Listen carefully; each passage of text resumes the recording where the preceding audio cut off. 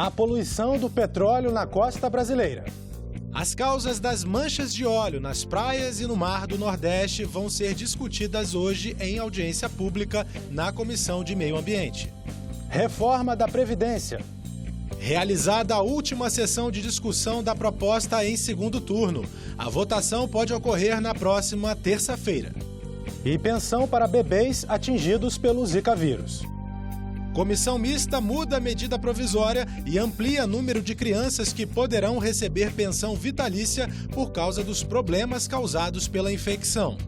Hoje é quinta-feira, 17 de outubro, e esses são os destaques do Senado Notícias, que começa agora.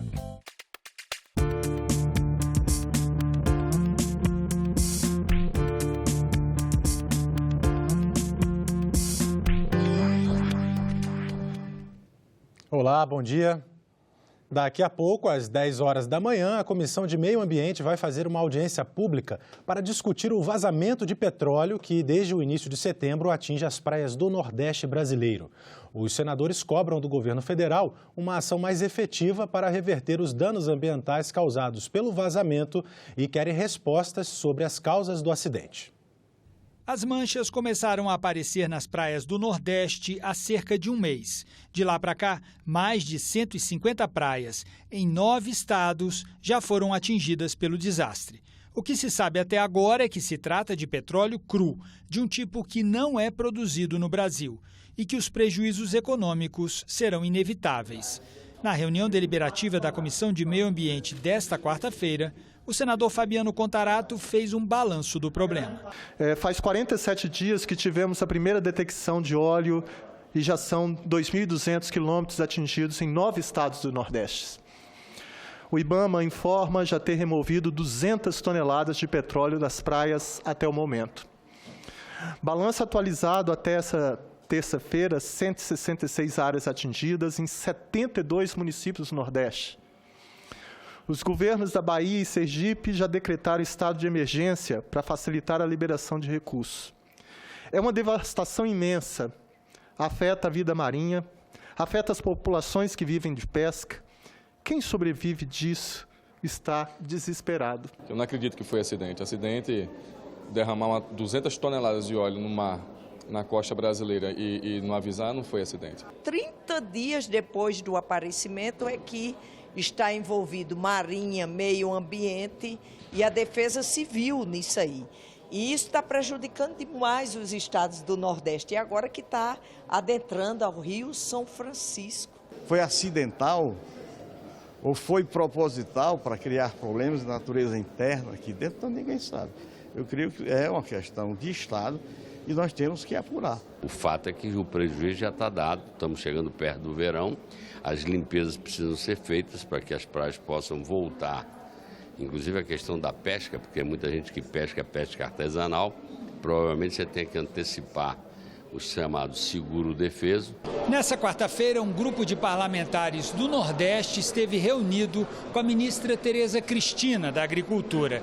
Eles fizeram um relato das dificuldades enfrentadas pelos pescadores nas localidades atingidas pelas manchas de petróleo. A ministra garantiu a liberação antecipada do seguro defeso para esses pescadores. Ou seja, as comunidades que dependem da pesca, do marisco, vão ser protegidas um mês antes. O seguro começaria no mês de novembro e já vai ser pago no mês de outubro, mediante solicitação dos estados e das colônias. Da mesma forma, que era um ponto muito importante, a limpeza e recuperação da área, que depende de recurso federal, porque os estados e municípios não têm esse recurso, também agora está assegurada pelo governo federal, mediante solicitação dos respectivos órgãos estaduais. E o ministro do Desenvolvimento Regional também se reuniu nessa quarta-feira com senadores de estados atingidos pelo óleo. Ele anunciou que a Defesa Civil coordena na região ações de proteção em parceria com os Ministérios do Meio Ambiente, Saúde e Agricultura e com as defesas civis estaduais. O secretário nacional de Proteção e Defesa Civil, Coronel Lucas, já está em Salvador, que foi eleito como uma base de operação para coordenar todas as ações dos 156 municípios. Está lá principalmente para coordenar as ações das defesas civis estaduais e municipais, conseguir informação qualificada para que a gente tenha os dados para saber quais praias estão contaminadas, em que extensão, qual é o tamanho do problema e também tranquilizar a população daquelas praias que não estão sendo afetadas. O óleo, infelizmente, está submerso, a gente só sabe que o óleo está chegando quando chega na praia, e o que é importante, fazer uma ação efetiva e rápida, para que esse óleo seja logo retirado da areia e não retorne ao oceano, podendo contaminar outras praias, além daquela que já foi contaminada. A situação de emergência que foi já decretada pelos estados é prioridade para o Ministério, a homologação desse reconhecimento, para que possa ter acesso aos recursos e possa apresentar esses pedidos. Então, a Defesa Civil já se coloca, o sistema já está aberto para cadastramento das ações de resposta, para que a gente possa, no prazo mais curto possível, passar esses recursos para que os estados possam fazer essas ações efetivas. O objetivo, limpar essas praias, garantir que o verão não terá problemas nessas praias no verão, para que o Nordeste possa ser o lugar que todo mundo espera, que possa ser bem utilizado, deixar que esse desastre ambiental não se transforme num desastre econômico. Na Comissão de Assuntos Econômicos, vai ser realizada hoje uma audiência pública às 10 horas sobre o projeto de lei que regulamenta a comunicação audiovisual sob demanda. São aquelas plataformas digitais que oferecem conteúdos como filmes e séries. Então vamos ter mais informações com a repórter Isabela Dutra. Bom dia, Isabela. Bom dia, Tiago. Bom dia a todos. Sabe aqueles vídeos com filmes ou séries que as pessoas baixam direto da internet para assistir aqui nos celulares, nas TVs ou nos computadores? Então, o projeto regulamenta esse tipo de negócio. As distribuidoras como Netflix, Amazon ou Hulu seriam obrigadas a pagar uma taxa sobre o seu faturamento chamada de Condecine. E também seria obrigatório distribuírem um percentual de vídeos brasileiros, 50% deles produzidos por produtoras independentes. Essa é a segunda audiência pública sobre esse projeto. Na primeira, alguns debatedores defenderam a proposta, mas outros disseram que ela é intervencionista e significa um excesso de regulamentação sobre o setor. Para essa audiência de hoje, estão convidados representantes de cineastas, das empresas da indústria audiovisual e das distribuidoras. O relator na Comissão de Assuntos Econômicos é o senador Isalci Lucas, que falou sobre o projeto. É um assunto polêmico, evidentemente, que é uma coisa nova no Brasil, né? Muitos empreendedores, muitos investimentos estão previstos para vir para o país, precisa mudar a legislação, por isso que a gente tem que aprovar o 3812, primeiro que é a questão de poder as operadoras também poderem trabalhar os conteúdos, né? E no 57 vamos trabalhar do Condecine, né? A questão da tributação, quem paga, quem não paga, de que forma que nós vamos tributar, né? Se é pelo título, se é pelo faturamento. Então é um debate que está sendo feito, nós já fizemos 2 audiências públicas, essa é a terceira, né? A pedido inclusive do relator, do autor, né? Humberto Costa. Então, para a gente, pessoas que estão vindo defender a questão dos conteúdos nacionais, né? O conteúdo da produção nacional, que também recebe recursos para produzir os filmes. É um assunto que a gente vai debater, mas eu acho que com essas audiências a gente deu uma clareada boa, eu acho que dá para fazer o relatório. Tiago, qualquer pessoa pode participar da audiência de hoje enviando comentários ou perguntas para o nosso site senado.leg.br/ecidadania ou para o telefone do Alô Senado, 0800 61 22 11. Tiago. Obrigado, Isabela. E outras comissões também vão se reunir nesta quinta-feira. Vamos conferir. Às 8h30, na Comissão de Direitos Humanos, vai ser lançada uma cartilha sobre a reforma administrativa que pode ser realizada no país. Participam representantes de entidades de servidores públicos. Às 9h da manhã, a audiência pública na Comissão de Constituição e Justiça para debater a PEC paralela da Previdência. Às 10h, na Comissão de Relações Exteriores, vão ser realizadas sabatinas com diplomatas indicados para as embaixadas do Brasil no Canadá e nas Bahamas. O plenário do Senado fez ontem a última sessão de discussão da reforma da Previdência. Agora a proposta está pronta para ser votada em segundo turno, o que deve acontecer na próxima terça-feira. A sessão desta quarta-feira foi a última das 3 sessões de discussão necessárias para que a proposta principal da reforma da Previdência possa ser votada em segundo turno. A expectativa é que a votação seja na próxima terça-feira. Já a PEC paralela, que entre outras coisas inclui estados e municípios na reforma, continua sendo debatida na Comissão de Constituição e Justiça. Recolhi aqui assinaturas e apresentei 6 destaques. E, claro, depois vamos ter o debate 6 emendas supressivas, que é o que é possível. Mas depois vamos ter ainda o debate do destaque, que aquele é possível na votação final aqui no plenário. Os senadores aprovaram medida provisória que modifica a estrutura administrativa do governo federal. Entre outras mudanças, a medida transfere da Secretaria de Governo para a Casa Civil a Secretaria Especial do Programa de Parcerias de Investimentos. A articulação política com o Congresso Nacional vai ficar sob responsabilidade da Secretaria de Governo e não mais da Casa Civil, que até então mantinha 2 secretarias para cuidar dessa interlocução. Nós estamos votando por tratar-se do último dia do prazo. Se não votarmos, irá para o arquivo. Nós vamos colaborar, mas queremos aproveitar essa oportunidade para mais uma vez cobrar da Câmara dos Deputados. A proposta de emenda constitucional que equaciona, que normatiza essa questão, para evitar que o Senado tenha que deliberar com a espada no peito, no último minuto da prorrogação do jogo. Para evitar isso, a proposta foi aprovada pela Câmara, mas até hoje não houve a promulgação.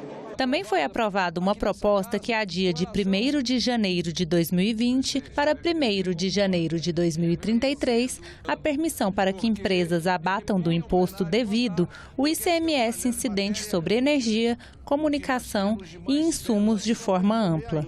Ela terá que passar pela Câmara, ainda esse ano, ser levada à sanção presidencial e ser sancionada ainda esse ano. Se isso não acontecer, todos os estados brasileiros, mormente aqueles que têm maior participação nas exportações, terão um impacto fulminante nas suas receitas e no seu equilíbrio fiscal. Foi aprovado ainda um projeto que estabelece que, mediante suspeita de câncer, a confirmação diagnóstica ocorra na rede pública de saúde em, no máximo, 1 mês. Casos mais avançados, mesmo que submetidos ao melhor e mais caro tratamento disponível, têm chance muito menor de cura ou de longa sobrevida quando comparado aos casos detectados e tratados ainda no início. Em resumo, o momento da detecção do câncer impacta decisivamente a sua letalidade, ou seja, o percentual de pessoas acometidas que vêm a falecer por causa da doença. Se você tem uma suspeita real do jeito que foi dito aqui, que é câncer, 30 dias por diagnóstico pode salvar milhares de vidas. E quando se fala de custo, gente, um câncer diagnosticado precocemente, na grande maioria das vezes, só a cirurgia já trata. Infelizmente, aqui no país, a maioria dos diagnósticos já são tardios. A outra proposta de emenda à Constituição sobre reforma da Previdência, chamada de PEC paralela, foi debatida ontem à tarde na Comissão de Constituição e Justiça. Esse texto, que complementa a PEC principal, segue uma tramitação independente. A PEC paralela permite que estados, o Distrito Federal e municípios adotem em seus regimes próprios as mesmas regras aplicáveis ao regime próprio de previdência da União. Para representantes do governo, a PEC traz modificações importantes, já que o sistema atual beneficia mais aqueles que possuem a maior renda. Essa PEC ela traz essa modificação importante, levando em conta a situação política e a situação fiscal dos estados e municípios. Entendemos que é muito relevante e muito positiva a iniciativa do Senado. O nosso sistema previdenciário hoje, ele transfere renda para os mais ricos. E daí a importância da PEC rever essa lógica. Mas os dados da reforma sobre o regime geral de previdência disponibilizados pelo governo foram questionados por profissionais da área da economia. Refazendo, então, de posse da planilha, os cálculos oficiais e aplicando as normas legais vigentes, nós demonstramos que, no caso do regime geral de previdência social, o subsídio para as aposentadorias dos trabalhadores mais pobres não aumenta, mas sim diminui. Para o senador que presidiu a comissão, o assunto ainda não está claro e o debate continua. Nós reconhecemos que as dúvidas continuam. porque não ficou claro ainda. Já tivemos um outro debate, não ficou claro e continua não ficando claro. Mas como esse debate continua, a PEC está aí, a 133 principalmente, a número 6 vai ser votada provavelmente o dia 22, mas a PEC 133 vai continuar. E teremos outros debates. A estagiária Daniele Santana foi supervisionada pela equipe de jornalismo da TV Senado. E como informamos na nossa agenda, hoje, às 9 horas da manhã, haverá outra audiência na CCJ para o debate da PEC paralela da Previdência. E você pode participar com perguntas ou comentários pelo portal E-Cidadania ou pelo telefone do Alô Senado, 0800 61 22 11. Senadores e deputados aprovaram mudanças na medida provisória que prevê um salário mínimo mensal para cada criança com microcefalia causada, no caso, pelo Zika vírus, nascidas entre 2015 e 2018. Em outubro de 2015, a neuropediatra Denise Bonfim notou o aumento exponencial de casos de recém-nascidos no Nordeste com microcefalia. A associação com gestantes contaminadas pelo Zika vírus veio logo em seguida. Para a doutora Denise, a microcefalia é apenas a ponta de um iceberg de uma série de complicações de uma síndrome ainda não identificada no Código Internacional de Doenças. Uma criança com uma, posso dizer, malformação severa, comprometimento visual, deficiência auditiva que decorre em deficiência, malformação ortopédica, né, no caso com a manifestação de artroglifose, necessitando de cuidados com equipe multidisciplinar. Ainda que os casos se concentrassem no Nordeste, mulheres de todo o país evitaram engravidar com medo do Zika vírus. Em Brasília, os testes do pezinho, obrigatórios nos bebês, caíram de milhares para poucas centenas. Enzo, nascido em Manaus durante a epidemia, não tem microcefalia, mas não fala, não anda e tem paralisia cerebral. Se é importante identificar o agente causador, fazer o diagnóstico e tentar minimizar os efeitos do Zika vírus, não menos importante é o apoio do poder público às vítimas. No voto do relator Isalci Lucas, o termo microcefalia foi substituído por síndrome congênita do Zika vírus, aumentando para 6 mil o número de crianças contempladas com a pensão especial. O prazo foi ampliado para os nascidos até 31 de dezembro deste ano e ficou garantido o salário maternidade de 180 dias para as mães. Deputados e senadores presentes aprovaram um relatório por unanimidade e a MP agora segue para a Câmara dos Deputados. A gente conseguiu realmente avançar. Tem muita coisa mais a fazer, evidentemente, e eu tenho certeza que agora esse foi o primeiro passo. Nós vamos agora trabalhar outros projetos para que todos sejam realmente contemplados por essa calamidade que aconteceu em 2015, 2017, que foi uma epidemia, né, do Zika vírus. Uma ideia elaborada pelos estudantes que participaram do programa Jovem Senador foi examinada nesta quarta-feira pela Comissão de Ciência e Tecnologia. Os alunos pretendiam punir com multa a disseminação de fake news. A relatora do projeto, senadora Mara Gabrilli, restringiu a proposta à abertura de ação civil pública para punir os divulgadores de notícias falsas que tenham influência nos interesses coletivos. A proposta segue agora para a Comissão de Constituição e Justiça. Movimentos populares furiosos podem se irromper abruptamente a partir de uma notícia falsa, para linchar um suposto estuprador ou para invadir as ruas com violências e protestos. Inúmeros cidadãos podem sofrer prejuízos em suas decisões pessoais envolvendo negócios, política, família, por conta de uma notícia falsa. O presidente do Senado, Davi Alcolumbre, recebeu nesta quarta-feira o relatório de políticas e programas de governo de 2018. O presidente do Tribunal de Contas da União, ministro José Múcio, e o relator do documento, ministro Vital do Rego, vieram pessoalmente ao Senado fazer a entrega do relatório. Penas mais duras para responsáveis por desastres ambientais de grandes proporções e critérios para as punições de empresas condenadas por esses crimes. 2 projetos aprovados pela Comissão de Constituição e Justiça nesta quarta-feira.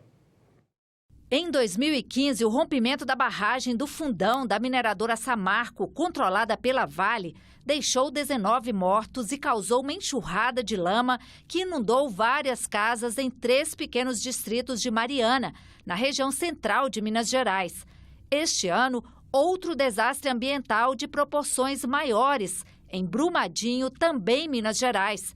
O rompimento da barragem Mina-Córrego do Feijão deixou pelo menos 250 mortos.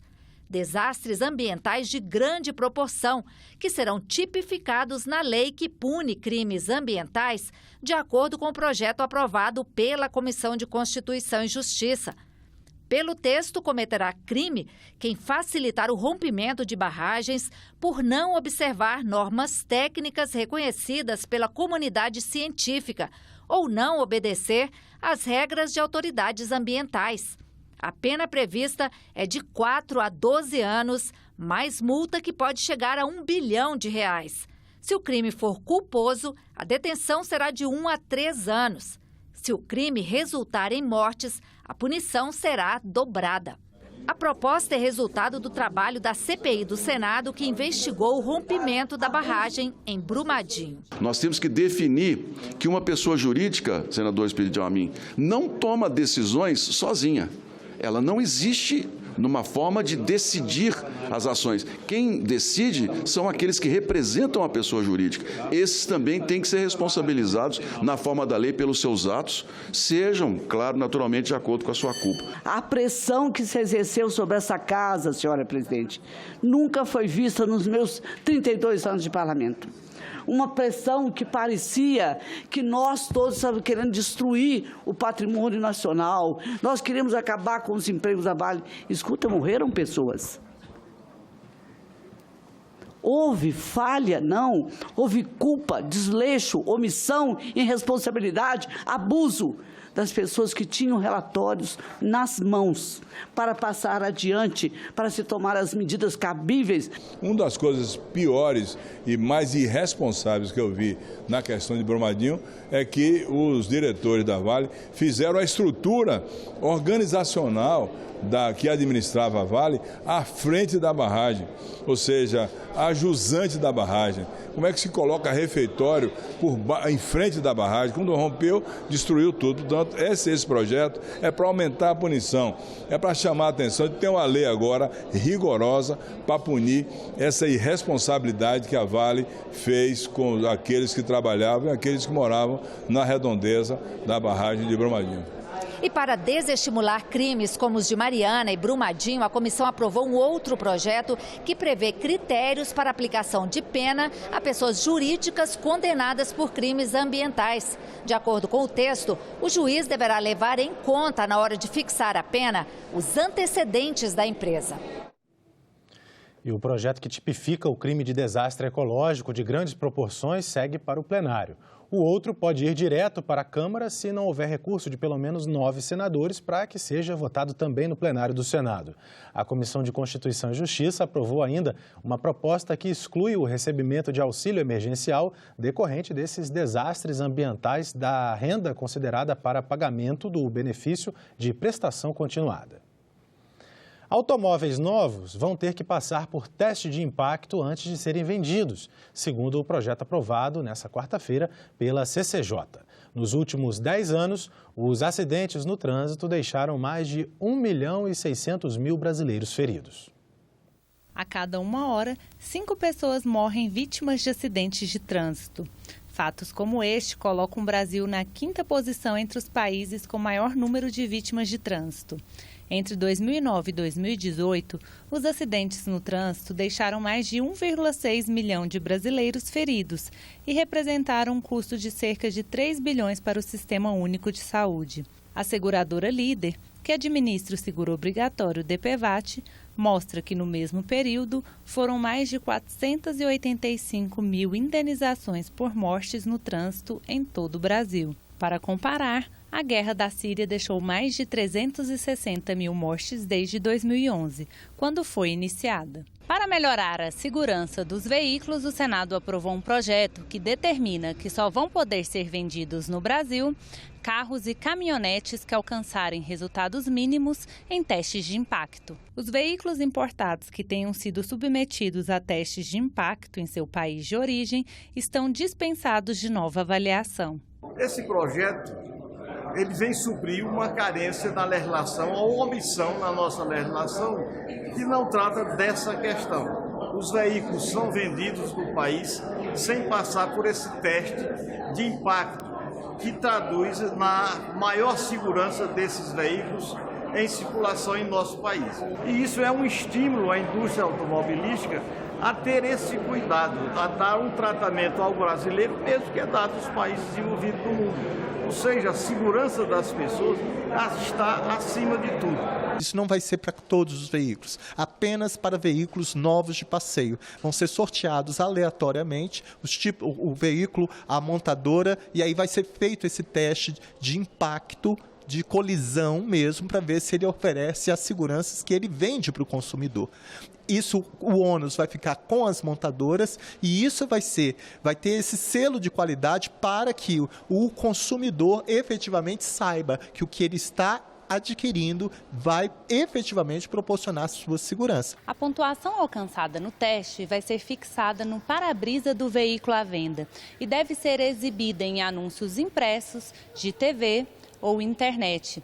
Todo esse procedimento vai ser regulamentado pelo Conselho Nacional de Trânsito, o CONTRAN. Porque a segurança do sistema viário é um direito de todos, mas é dever do Estado. E esse projeto vem com um único objetivo: defender o principal bem jurídico que deve ser protegido, que é a vida humana, o respeito à integridade física e à saúde.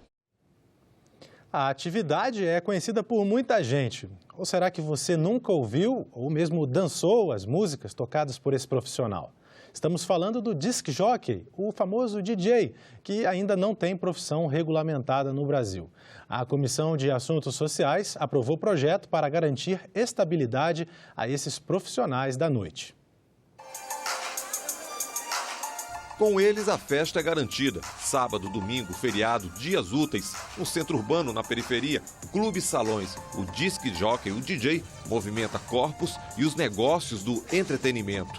Mas esse profissional da noite, que faz a alegria de todas as idades, não tem profissão regulamentada. O projeto aprovado na Comissão de Assuntos Sociais garante ao DJ jornada de trabalho de 6 horas diárias. Para exercer a profissão, o interessado terá que ter concluído um curso técnico sobre a atividade.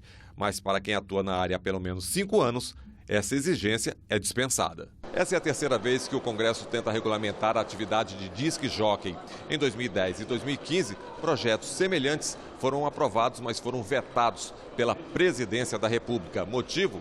A Constituição assegura o livre exercício de qualquer profissão. Regulamentação mesmo só naqueles casos em que há possibilidade de prejuízo à sociedade. Os senadores estão cientes dos vetos anteriores, mas elogiaram a iniciativa vinda da Câmara dos Deputados. Aqui e lá, infelizmente, foi vetado.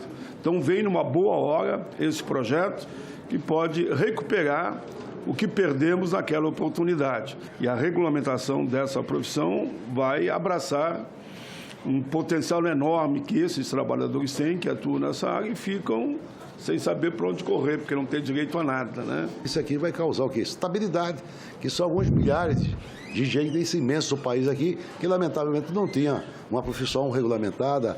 Isso dava a intranquilidade até para o futuro, mas depois poderá aposentar e receber um pouco ou bastante lá da nossa aposentadoria. É interessante porque muitos desses DJs tiveram contato comigo, tanto aqui de Brasília como no Rio de Janeiro, e eu, na verdade, fiquei bastante sensibilizado com o pedido desses profissionais e não poderia ser diferente de dar oportunidades de trabalho.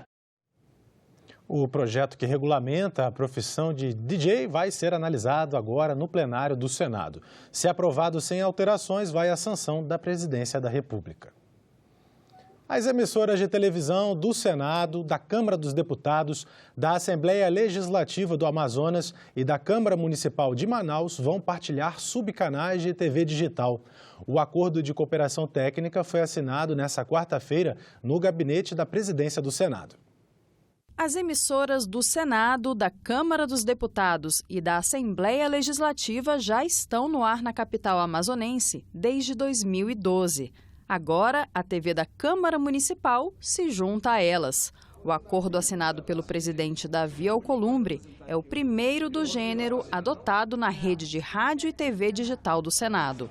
A Câmara Municipal vai dividir custos, como aluguel, energia elétrica, segurança e manutenção dos equipamentos. E a TV Assembleia ainda vai ter até 2 horas na grade de programação da Rádio Senado para divulgar o trabalho do Legislativo Estadual. Os sinais das emissoras podem ser captados em toda a região metropolitana de Manaus, num raio de alcance de até 100 quilômetros. A população do Amazonas vai poder acompanhar de perto os seus representantes, mandar sugestões para a gente e fazer as críticas que sempre tem. Dando, portanto, mais acesso à informação sobre o trabalho dos parlamentares e dos representantes populares do Amazonas e fazendo com que a prestação de conta dos nossos serviços aqui no Senado seja também ampliado no estado do Amazonas. É compatível com o portal do Senado, com a TV Senado, com a Rádio Senado, que é a transparência, que é levar informações onde for possível. Vai ser muito bom para o Amazonas. Sendo bom para o Amazonas, é bom para o Brasil. Esse ato, aparentemente simbólico, é fundamental para nós proporcionarmos para que o Poder Legislativo da cidade de Manaus, Assembleia Legislativa, Câmara dos Deputados e Senado da República possa ter um canal de comunicação direto, integrado, e faremos isso em outras cidades do Brasil, mas a cidade de Manaus, o estado do Amazonas, sai na frente, sai na dianteira para fazer esse evento histórico para o Brasil, para a comunicação, para a informação e para o Senado Federal, que é a Casa da Federação. Os 4 canais digitais que a população de Manaus ganha com esse convênio podem ser sintonizados da seguinte forma: 55.1 com a TV Senado, 55.2 com a TV Assembleia do Amazonas, 55.3 com a TV Câmara dos Deputados e 55.4 com a TV Câmara de Manaus, que ainda está em fase de implantação. Nesta semana, a TV Senado também passou a transmitir para Juazeiro do Norte, no Ceará, em caráter experimental. Por meio de um acordo, o Senado adquiriu os equipamentos de transmissão da Prefeitura e se responsabilizou pelo custeio da estação radiodifusora em troca do canal de TV digital em sinal aberto 24 horas.